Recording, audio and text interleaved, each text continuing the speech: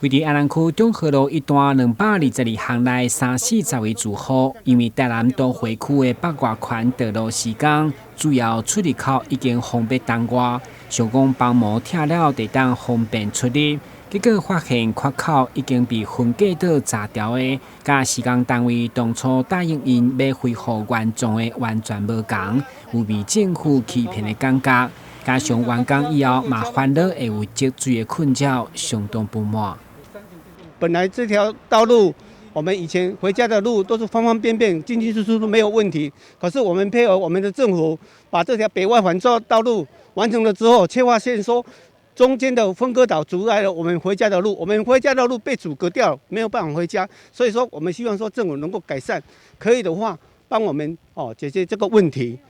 这阵住户为了争取家己权益，纷纷向立委陈廷辉甲议长郭信良申请。会中施工单位营建署南工处处长才出面说明，处长徛伫安全为理由，认为出入口拢进行考量，而且住户出入并无阻碍，也是当设别条路。不过议长无都接受，要求只要原100项安全评估无问题，就开缺口来方便住户交通。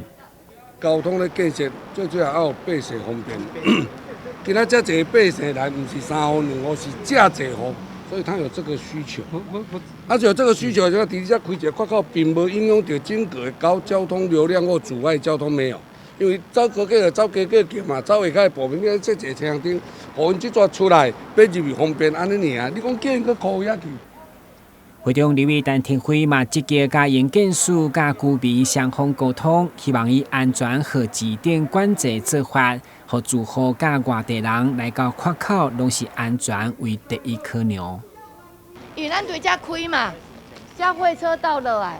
好加一个压力，然后这边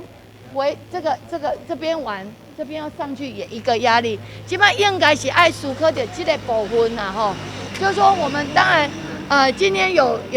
请那个处长下来，我们今天也不去做 yes 或 no 的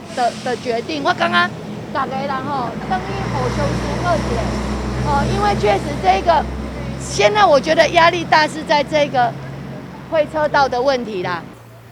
北外环道也是咸水溪环河快速道路，全长14公里，分4期开辟，拢得到中央支持，是台南真重要的公共工程。不过，对着当地住户来讲，也未享受到交通利便，已经造成困扰。相信嘛是当初所料想未到。台南新闻，古文志何乔邦采访报道。